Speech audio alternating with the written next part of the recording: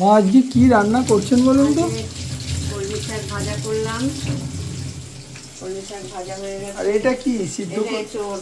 ও এঁচোড় হবে আজকে, তো একদম ফেভারিট খাবার এঁচোড় হবে। আর এই এঁচোড় মানে মাংসকে হার মানাবে, এত সুন্দর করে করবেন মা আজকে।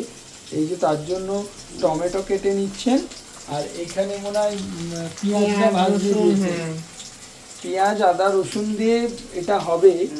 আর কি দেবেন মা? আর এই মশলা দেবো, জিরে গুঁড়ো, ধনে গুঁড়ো, জিরে গুঁড়ো, ধনে গুঁড়ো, গরম মশলা, ঘি।